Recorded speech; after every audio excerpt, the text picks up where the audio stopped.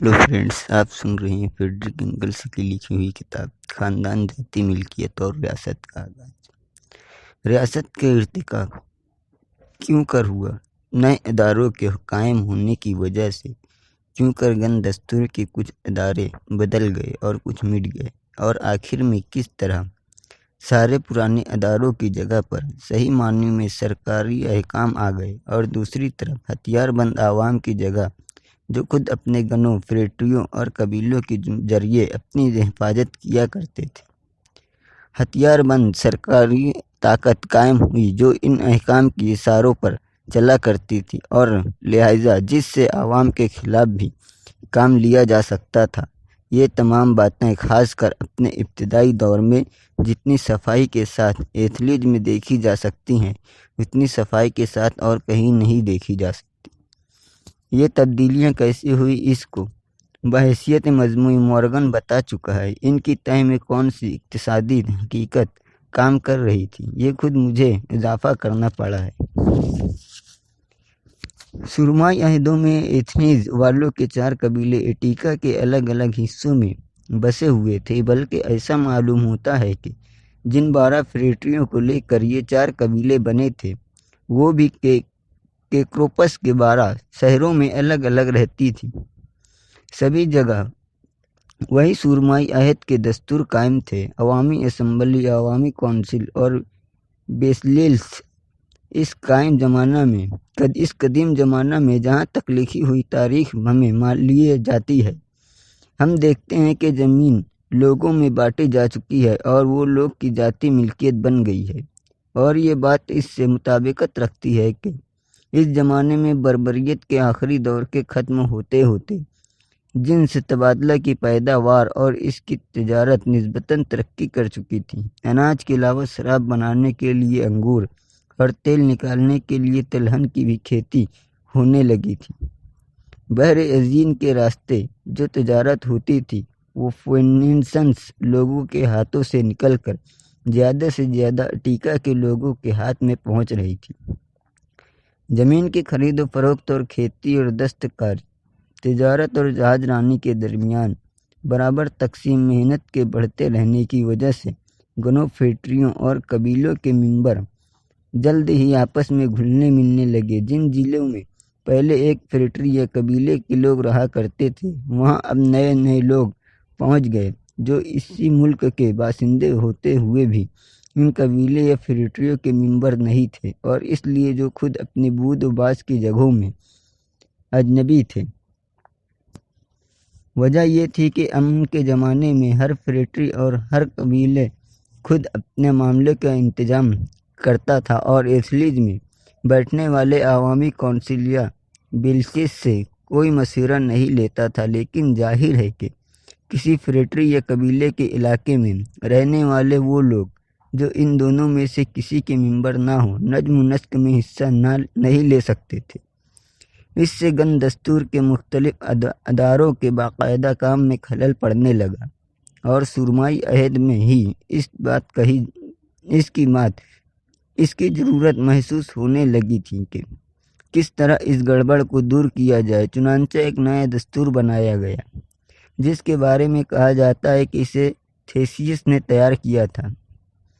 इस तब्दीली की बड़ी खुसूसियत यह थी कि एथलीज में एक मरकज़ी इदारा नज्म नस्क कायम किया गया। मतलब ये कि कुछ ऐसे मामले जिनका इंतज़ाम अभी तक कबीले खुद आज़ादी के साथ करते थे, अब सब कबीलों के इज्तिमाई या मुश्तरक मामले करार दिए गए और इन्हें एथलीज की आम कौंसिल के सुपुर्द कर दिया गया। अमेरिका के इंडियन तरक्की की जिस मंजिल तक पहुँचे थे, एथलीज के बासिंदे इनसे एक कदम आगे बढ़ गए। पड़ोसी कबीलों के सादा वफाक के बदले अब सारे कबीले आगे बढ़कर एक जाति के रूप में घुल मिल गए। इससे एथलीज के आम कानून का एक पूरा निज़ाम तैयार हो गया, जो कबीलों और गनों के कानूनी रिवाजों से ज़्यादा ऊंची हैसियत रखता था। इस निज़ाम से एथलीज के सभी शहरियों को शहरी की हैसियत से बाज़ हुकूक और बाज़ मजीद कानूनी तहफ़्फ़ुज़ात हासिल हो गए थे, जो इस इलाके में काम आ सकते थे, जो इनके अपने कबीले के नहीं थे। لیکن گن دستور کی جڑ کھودنے کی طرف یہ پہلا قدم تھا، کیونکہ بعد میں یہ اسی بنیاد پر ایسے لوگوں کو بھی شہری بنا لیا گیا جن کو اٹیکا کے کسی بھی قبیلے سے تعلق نہیں تھا اور جو ایتھلیٹ کے گن دستور کے دائرے کے بالکل باہر ہوتے تھے، باہر ہی رہے تھے۔ اس کی طرف ایک اور بات منسوب کی جاتی ہے، وہ یہ کہ اس نے تمام لوگوں کو گن فیکٹری اور قبیلے کے فرق کو بھلا کر 3 طبقوں میں تقسیم کر دیا: پروپریٹریز یعنی امرا اور صرفہ کا طبقہ، زیموروئی یعنی زمین کی کاشت کرنے والے لوگ، اور ڈیمی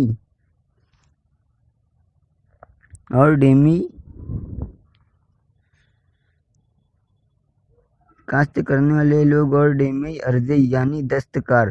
سرکاری عہدہ دار بننے کے حق صرف امرا اور صرفہ کو دیا گیا تھا۔ یہ صحیح ہے کہ امرا اور صرفہ کے لیے سرکاری عہدے کو مخصوص کر دینے کے علاوہ اس نئی تقسیم کا کوئی اثر نہیں ہوا، کیونکہ اس نے مختلف طبقوں کے درمیان کوئی اور قانونی امتیاز نہیں پیدا کیے۔ لیکن اس کے باوجود یہ تقسیم بہت اہم ہے، کیونکہ اس سے ہمیں ان نئی سماجی عناصر کا پتہ چلتا ہے جو اس دوران میں خاموشی کے ساتھ ابھر آئے تھے۔ اس سے یہ معلوم ہوتا ہے کہ گنوں میں عہدوں پر چند خاص خاندانوں کے لوگ کے تقرر کا رواج بڑھ کر ان خاندانوں کے مخصوص حق بن چکا تھا اور اس پر کسی کے اعتراض نہیں ہوتا تھا، اور یہ خاندان جو اپنی دولت کی وجہ سے کافی طاقتور ہو چکے تھے، اپنے گنوں کے باہر ایک با اقتدار طبقے کی صورت میں متحد ہونے لگے تھے، اور جو نئی ریاست جنم لے رہی تھی اس نے اقتدار کے اس غصب کو جائز قرار دیا۔ پھر اس سے یہ ہم بھی معلوم ہوتا ہے کہ کاشتکاروں اور دستکاروں کے درمیان محنت کی تقسیم اتنی مضبوط ہو چکی تھی کہ جس نے ان گنوں اور قبیلوں کی پرانی تقسیم کی برتری کو سماجی طور پر کمزور کر دیا تھا، اور آخر میں اس سے صاف طور پر یہ پتہ چلتا تھا کہ گن سماج اور ریاست میں ایک ایسا تضاد ہے جو کبھی حل نہیں ہو سکتا۔ ریاست قائم کرنے کی اس پہلی کوشش کا مطلب یہی تھا کہ گن کے ممبروں کو ایک اعلیٰ طبقہ اور ایک ادنیٰ طبقے میں تقسیم کر کے گن کا سراجہ منتشر کر دیا گیا، اور ادنیٰ طبقہ کو پھر کاشتکاروں اور دستکاروں کے 2 الگ الگ طبقوں میں بانٹ کر انہیں ایک دوسرے کے خلاف کھڑا کر دیا گیا۔ اس کے بعد سے سولون کے زمانے تک ایتھنز کی سیاسی تاریخ پوری طرح معلوم نہیں ہے۔ بیسیلس کا عہدہ رفتہ رفتہ بیکار ہو گیا، اور آرکون خود مختار کل جو صرفہ میں سے چنے جاتے تھے ریاست کے صدر بن گئے۔ امرا اور صرفہ کی حکومت برابر بڑھتی گئی، حتیٰ کہ 600 قبل مسیح تک وہ ناقابل برداشت ہو گئی۔ عام لوگوں کی آزادی کا گلا گھونٹنے کے 2 ذریعے تھے، ایک زر یعنی روپیہ اور دوسرا سود خوری۔ صرفہ زیادہ تر ایتھنز میں اور اس کے آس پاس رہتے تھے، اور وہاں سمندری تجارت اور ضمنی کاروبار کے طور پر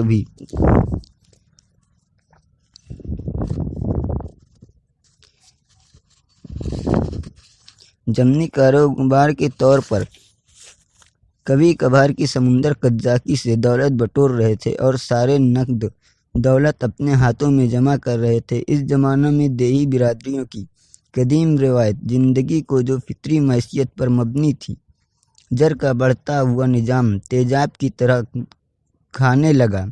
گن دستور زر کی نظام سے قطعی کوئی میل نہیں کھاتا۔ جیسے جیسے ایٹیکا کے چھوٹے چھوٹے کسان اقتصادی حیثیت سے برابر ہوتے گئے، ویسے ویسے گن دستور کے وہ بندھن بھی ڈھیلے پڑتے گئے جو پہلے ان کے تحفظ کرتے تھے۔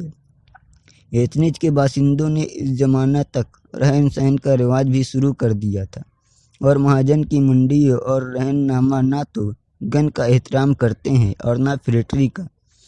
پرانا دستور زر، ادھار اور نقد قرض سے ناواقف تھا، اس لیے صرفہ کی لگاتار بڑھتی ہوئی زر کی حکومت نے ایک نئے قانون کو جنم دیا جو قرض دار سے مہاجن کی حفاظت کرتا تھا اور روپیے کے مالک کو چھوٹے کسانوں کے استحصال کی اجازت دیتا تھا۔ یہی نیا رواج تھا۔ ایٹیکا کے دیہی علاقے میں رہن کی रख्तियों का जाल बिछाया गया। इन पर लिखा हुआ था कि जिस जमाने पर यह तख्ती लगी गई है वो इतने रुपये के लिए फला आदमी के यहाँ रहन रख दी गई है। जिन खेतों में ऐसी तख्तियाँ नहीं थी, इनमें से ज़्यादातर रहन की म्याद खत्म होने की वजह से या सूद न अदा कर सकने की वजह से फ़रोख्त हो चुकी थे और सूदखोर शरीफजादों की मिल्कियत बन गए थे। किसान को अगर लगान देने वाले काश्तकारों की हैसियत से रहने दिया जाता तो वो अपने को बहुत खुशकिस्मत समझता था।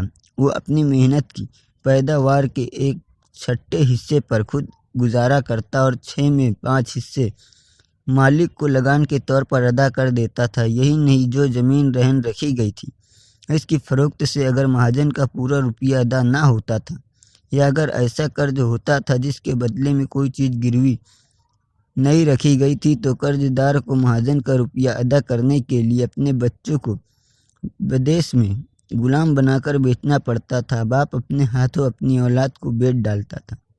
पदरिया के और एक जौदूदगी का पहला नतीजा यही निकला था। और अगर खून चूसने वाला महाजन इससे भी मुतमईन नहीं होता था तो वो खुद